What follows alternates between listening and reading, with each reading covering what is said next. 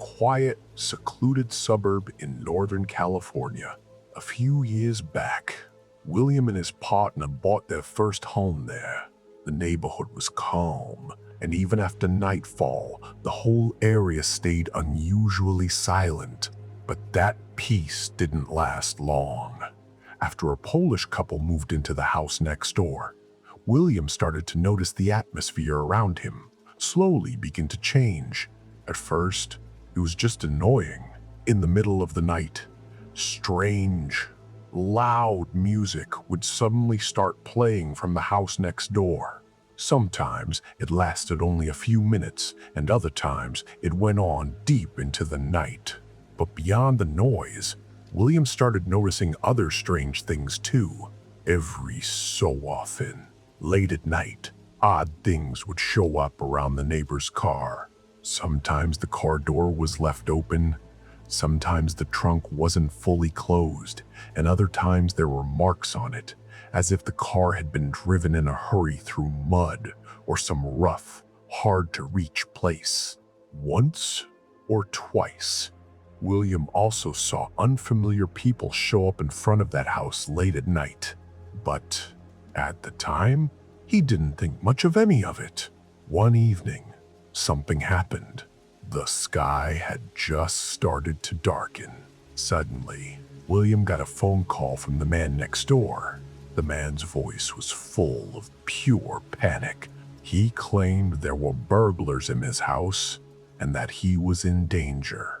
William quickly called the police, but strangely enough, right before the police arrived, everything suddenly went silent. No screaming, no noise, no movement from inside the house at all. A little while later, William saw the neighbor walking back toward his own house, having hidden his car somewhere a short distance away. William had no explanation for why the man had hidden his car far from his own house, or why, just minutes earlier, he'd been so terrified and calling for help. Exactly a week later, things got even worse. In the middle of the day, a loud crash shook the whole neighborhood.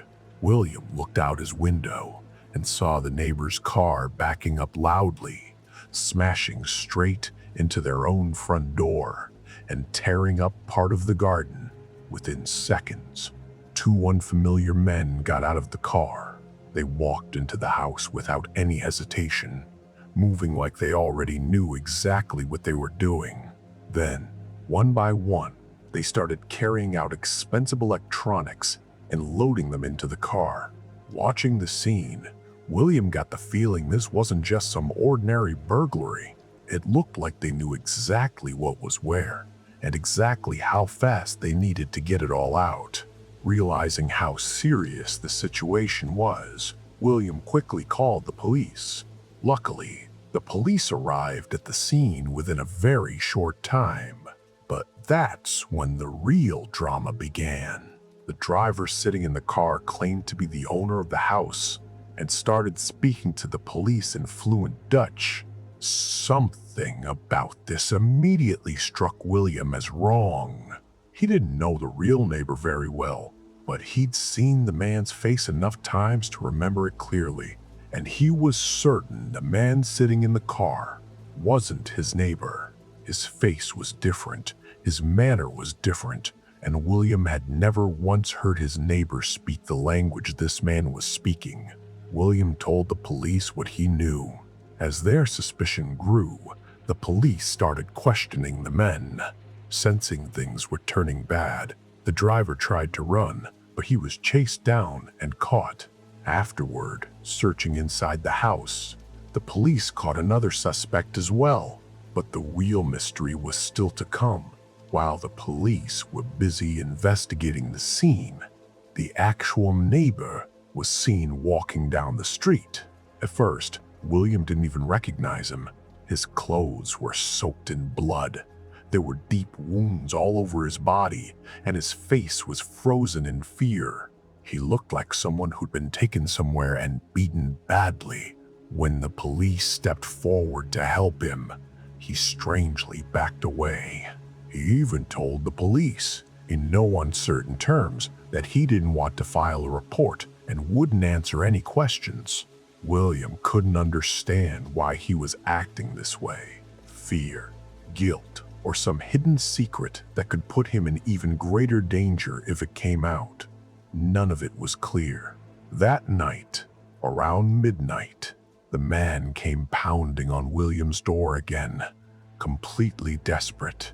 With no one else familiar around and nearly breaking down from fear, he finally admitted a secret about his own life to William. He claimed he had cheated on his wife. He believed that, to get revenge for that betrayal, his wife had hired people to kidnap and kill him. But William had no real reason to believe everything the man was saying, since the man had already kept plenty hidden during the earlier events. He just kept repeating one thing over and over, that he needed to be taken somewhere safe before his wife found him. In the end, William drove him to the nearest hospital. But the story didn't end there either. It was around 2 in the morning. A steady, urgent knocking sounded on William's door again. When he opened it, he saw the injured neighbor had come back once more. Before he could say anything about how he'd gotten out of the hospital or why he'd come back to William's house so late at night, everything suddenly changed. From a distance, the harsh glare of a car's headlights swept across the driveways of the 2 neighboring houses.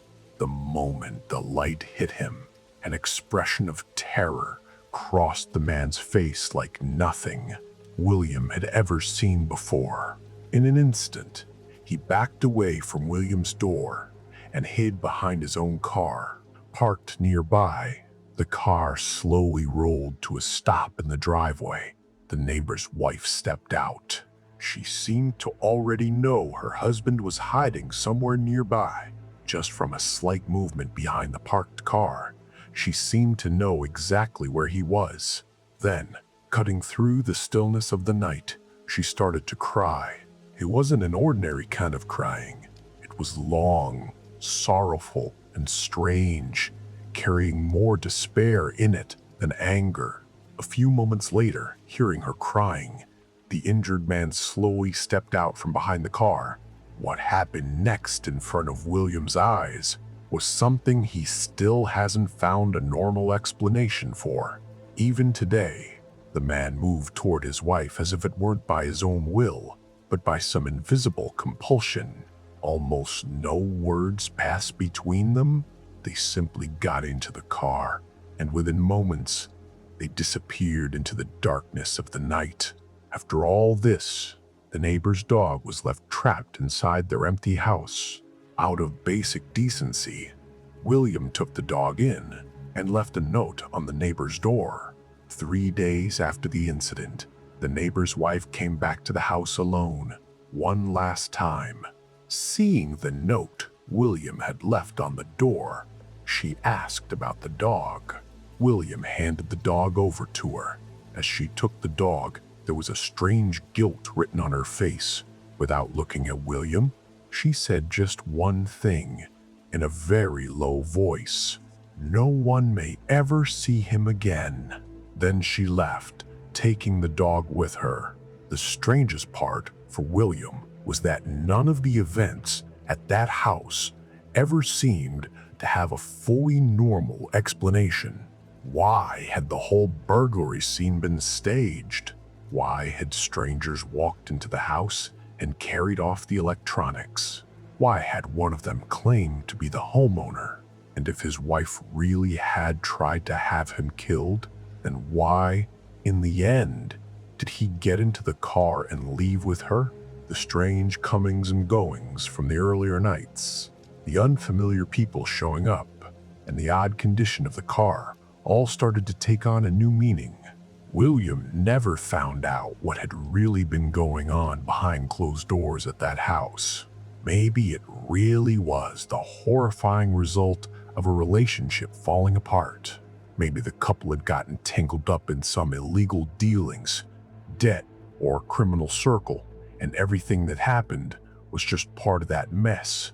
It's also possible that much of the confession the man gave William was a made-up story meant to make himself look innocent. Because in the end, William never had any solid answers. He knew only one thing for certain. The man he had driven to the hospital, bleeding, just a few hours earlier, had come back again in the middle of the night. Then, seeing his own wife, he'd gone with her without any resistance at all. And 3 days later, that same wife had come by and said that no one might ever see her husband again. Ever since that night, the house was never the same again. And to this day, the most terrifying question for William remains the same. That night, who was really hunting whom?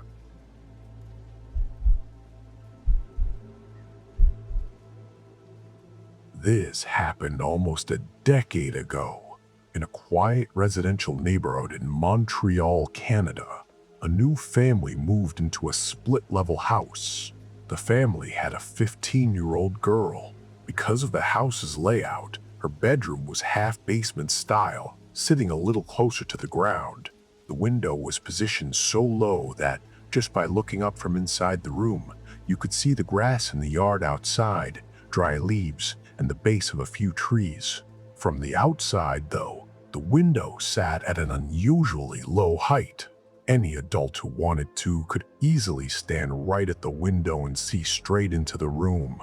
At first, the girl had no idea that her ordinary days were slowly turning into a long, drawn-out nightmare. She was busy getting used to the new house, her new room, and her new surroundings. During the day, the house felt just as calm and safe as any other ordinary house. But once night fell, that low window slowly started becoming the scariest spot in the whole house. It all started on a quiet summer night. The girl was leaning back on her bed, reading alone.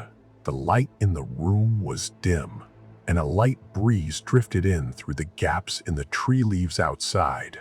Everything around her was completely still.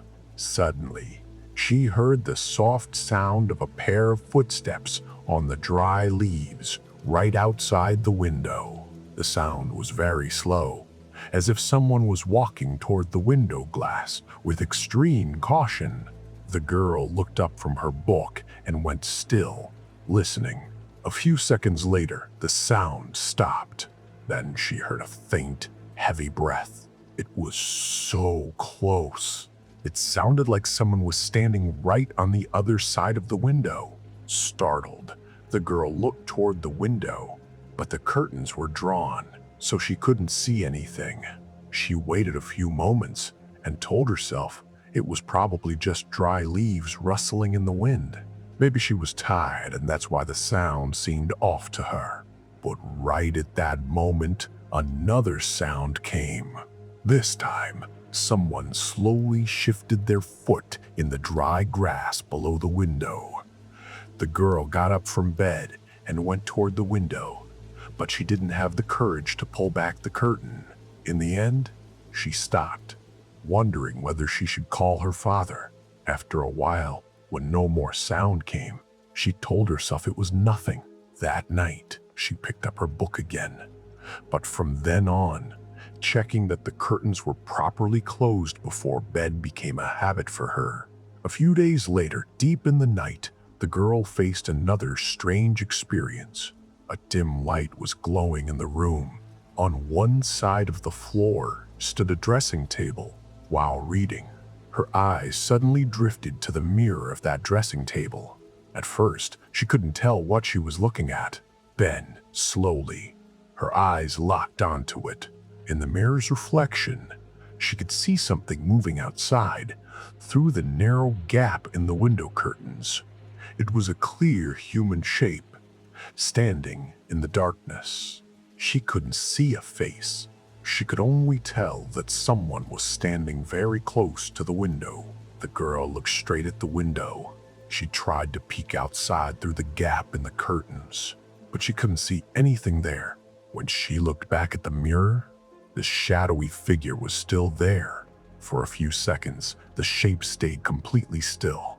Then it slowly bent down, as if it was trying to look inside through the window. Fear made her chest tighten. She couldn't bring herself to stay alone in the room for even one more moment. She screamed and called for her father. He rushed into the room and first tried to calm her down. Shaking, the girl said, "Dad, someone was outside the window. I saw him in the mirror."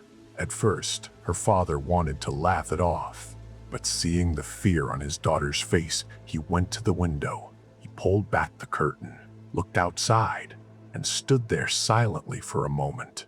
Then he grabbed a flashlight and went outside. He searched the whole yard, behind the trees and all around the window, but he didn't find anyone. There weren't even any clear footprints in the dirt. After a while, he came back inside and told his daughter it was probably just a cat or some other animal, and maybe you'd watch some scary movie, so the shadow looked like a person to you. He said this while trying to force a light laugh, but before he left, he glanced once more into the darkness outside the window. The girl didn't miss that look. From then on, a strange pattern started. In winter, when the yard was covered in snow, everything stayed unusually calm. But once the snow melted at the end of spring and the summer nights began, that invisible dread would come creeping back. In the first year, the girl only heard the slow footsteps on dry leaves. In the second summer, a very faint scratching sound started on the window glass late at night. The sound was like someone slowly dragging a finger across the glass. And in the third summer, that shadowy figure appeared in the mirror again. The scariest part was that these things almost always happened around 2 or 3 in the morning. Sometimes it was footsteps on the dry leaves under the window, sometimes a faint scratching on the glass, and sometimes a shadow through the gap in the curtains that would vanish the moment she looked straight at it. One night, the girl gathered her courage and stared into the mirror. A few moments later, the shadow appeared. She kept looking without turning away. The shadowy figure seemed to stand completely still too. Then, very slowly, it bent lower and lower until nothing more could be seen in the mirror. After that night, for the first time, the girl understood that this might not just be her imagination. If someone really was standing outside, then it wasn't just some stranger passing by, because this person knew exactly which window to stand in front of. He knew what time everyone in the house would be asleep, and the most terrifying part was that he knew exactly where the girl was inside the room. Once, the girl gathered the courage to tell her father everything again. This time, he didn't laugh. He decided to stay up for a while that night, but the whole night passed in complete silence. The next morning, her father told her, "Maybe you're overthinking this." The girl didn't say anything more. She understood that no one would fully believe her until her father saw something with his own eyes. And out of deep fear and hesitation, she slowly stopped talking about it altogether.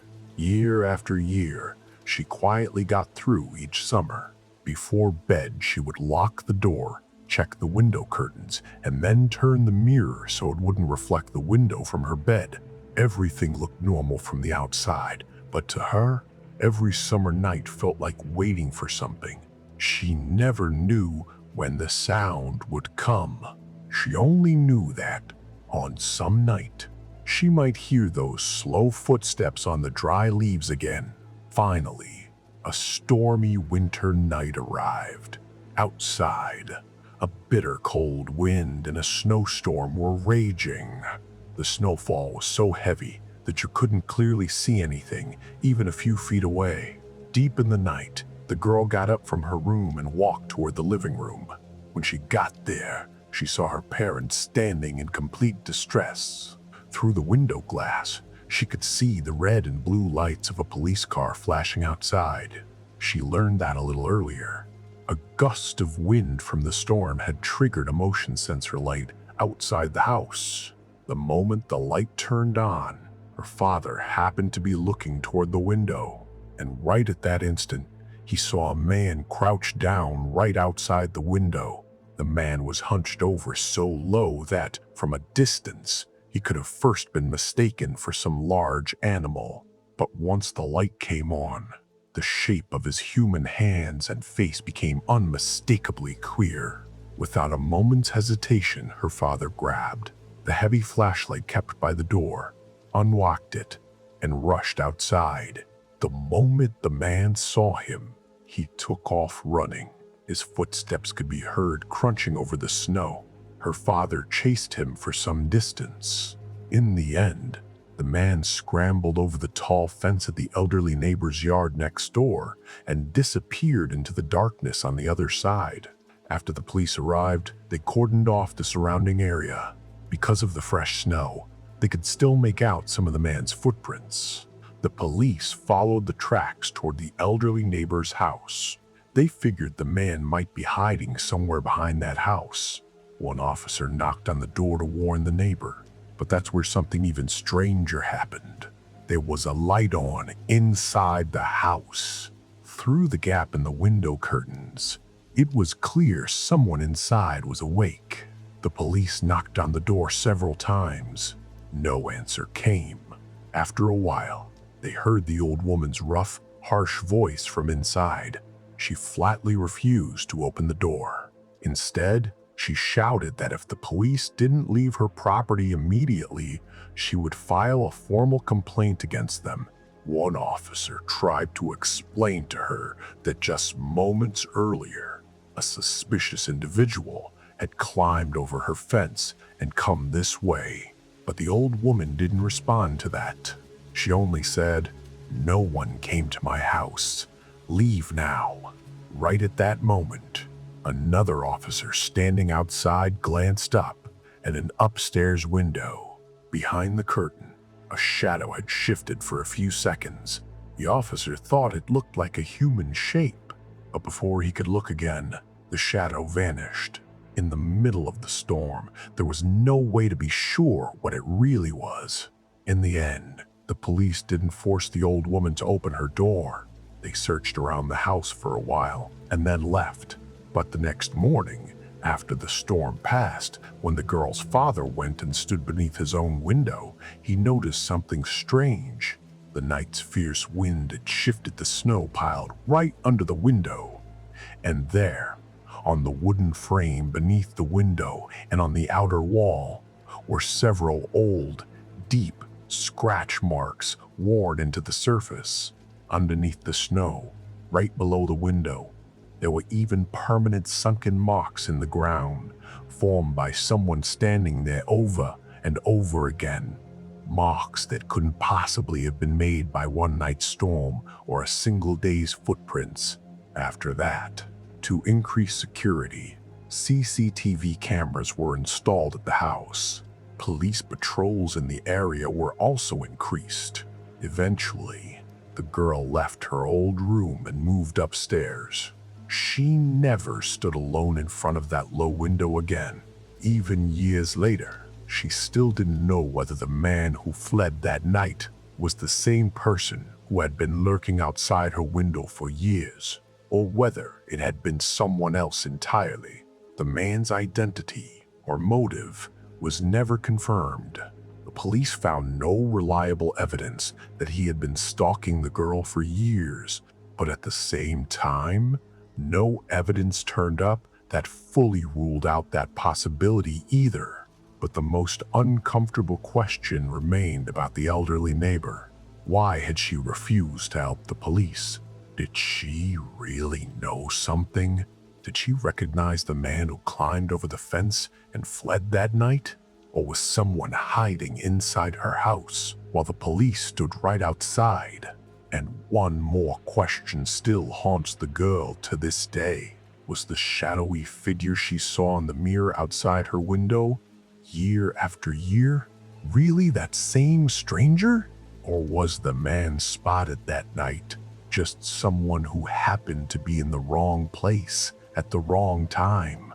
Because looking at those old marks found below the window and on the wooden frame, one thing at least was certain: they weren't made on that one stormy night. The marks were many years old. And if someone really had been coming and standing outside that window for years, then maybe the scariest question isn't who he was. The scariest question is, what exactly was he looking at, standing there outside the window?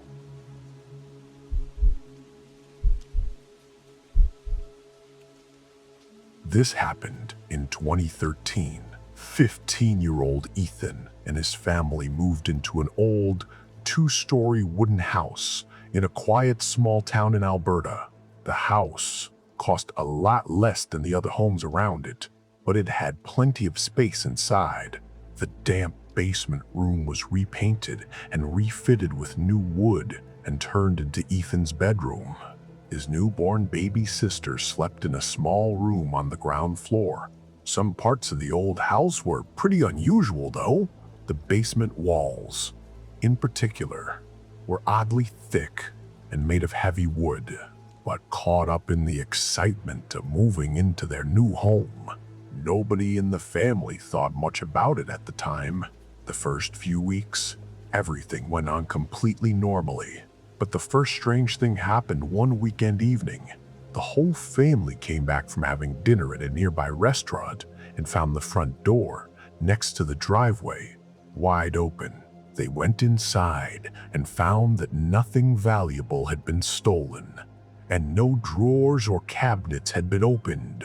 The only thing out of place was a few books from the bookshelf in Ethan's basement room, knocked over and lying on the floor. It seemed strange at first, but Ethan's dad figured the door lock probably hadn't caught properly when they left and the wind had blown it open. He guessed the books had probably fallen while someone was cleaning the shelf and just hadn't noticed. Nobody thought much more about it. A few days later, the second thing happened. Late on a freezing winter night, Ethan was deep asleep in his basement room. Suddenly, in the middle of the night, a strange, muffled sound woke him up. From inside the wooden wall right behind his bed came a very low, muffled man's laugh. The sound seemed so close that Ethan felt like someone might be standing right on the other side of the wall. He held his breath for a while and listened. There it was again, that low laugh. This time it sounded almost like a whisper. Ethan jolted up in fear and turned on the light, but the room was completely empty. The door was still locked from the inside, too. He tried to convince himself that maybe it was old pipes, wood settling, or that he'd misheard some sound as a man's laugh while half asleep. Still, before he went back to sleep that night, he moved his bed a few inches away from the wall. But the truly terrifying thing happened about a week after that. That night, Ethan's parents had gone out of town for a family matter. Only Ethan and his sleeping baby sister were home. There was a baby monitor set up to keep an eye on his sister's room, and its speaker sat on Ethan's desk in the basement. It was almost 11:45 at night. Ethan had just come out of the basement bathroom and sat down at his desk when a heavy, uneven footstep sound started coming through the baby monitor's speaker. It sounded like someone was walking on the wooden floor above in heavy boots. One step, then another step. The sound was slowly moving toward his sister's room. Right after that, the monitor picked up his little sister's pitiful crying, along with a loud thud of something hitting the floor. Ethan's body froze solid with fear in an instant. For a few seconds, he just stared at the baby monitor. Then he forced himself to calm down. He was alone in the house, and his baby sister was upstairs. There was no way he could just sit there and leave her alone. He grabbed an old rifle of his dad's from the wall cabinet. He knew the gun had no bullets in it. Still, in that moment, the empty rifle felt safer to carry than going up the stairs empty-handed. Gripping it tight, he He slowly climbed the stairs. The intruder had probably heard Ethan coming up the stairs and hidden himself in some dark corner or behind a cabinet downstairs. Ethan rushed into his sister's room, and the moment he saw her lying on the floor crying, he didn't dare stay there another second. He scooped the baby up against his chest, ran out of the house in one dash, locked the front door behind him, and ran to a neighbor's house, where he called 911 to report it to the police. And once Ethan was out of the house, the man hiding in the dark downstairs probably used that chance to slip back down to the basement and return to his hidden lair. Within minutes, 2 police cars arrived with their sirens blaring. 2 armed officers searched the entire house. They checked the living room, the kitchen, the bathroom, the upstairs rooms, and even every corner of the basement. They examined the doors and windows, but found no clear signs of forced entry. At first, the officers figured someone had probably gotten into the house but fled after hearing a noise or fearing the police. Right around then, Ethan's dad got the news and came home. He told the police about the big wooden bookshelf built into the basement wall. He remembered that the first time they'd found the door open, a few books from that shelf had also been on the floor. One officer stepped up and first felt the heavy wooden shelf with his hand to check it. It seemed completely solid, but the moment he pushed a little harder, a strange scraping sound came from inside the wood. The officer stopped, then pushed again. This time, the shelf shook slightly. After pushing a bit more, the whole heavy shelf slid a few inches to one side. For a moment, nobody understood what was happening. Then, as a flashlight beam hit the space behind the shelf, they saw a narrow, dark, empty gap inside the wall. The passage was so narrow that a person could barely squeeze through it sideways, and it ran straight toward a small window at the back of the basement. The window was wide open at that point. The police officers shined their flashlights and stepped into the dark passage. After a few feet, they spotted some things on the floor. Lying on the wood floor were wrapped up food wrappers, several empty plastic cups, a sharp switchblade, a bottle of lotion, and some old clothes. But one thing, lying in the middle of it all, caught everyone's attention: a half-eaten apple. The cut part of the apple was still moist, and no dust had settled on it. The air in the room was also unusually warm. Seeing all this, the police figured that after Ethan ran out with his sister, the man had come back down and slipped out through that open window in a matter of minutes. But what they'd found in the passage wasn't the most horrifying part. The next morning, Ethan's dad went back to examine the hidden room more closely and noticed something odd about the wall. There was a small hole drilled into the drywall. At first glance, it seemed pretty minor, but when they went to Ethan's room and lined up the hole's position, everyone went silent. The hole had been made at exactly the angle and height needed to look straight through to Ethan's bed on the other side of the wall. In other words, anyone standing in the dark passage could see almost the entire bed in Ethan's room. And that's when everything that had happened before started making a new kind of sense. One thing at a time.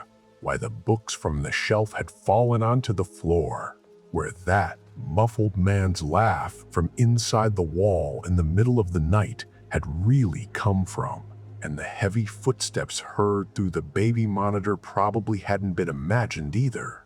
It seemed the unknown man hadn't just been hiding in the passage. He'd known his way around inside the house, and he'd come close to Ethan's family whenever he found the chance. The most horrifying realization was even more personal than that. All this time, every single night while Ethan slept peacefully, a stranger had been standing right on the other side of his bed, inside a dark hidden room, watching him. Without Ethan ever knowing, the man had probably noticed when he fell asleep, when he turned off the lights, when he got out of bed, and on the night Ethan heard that laugh from inside the wall. Had the man really been standing just a few inches away from him at that very moment? Police were never able to catch that unknown intruder. Some traces were found outside the passage and around the house, but none of them were enough to confirm who he was. Who he was, how long he'd been hiding in that secret space, how he'd first gotten into the house, or why he'd been watching Ethan like that. None of these questions have ever been answered. The family later left the house and moved elsewhere, but even many years later, Ethan has never been able to forget that old basement. But the scariest part wasn't that a stranger had gotten into the house. The real terror was this. How long had that man actually been there?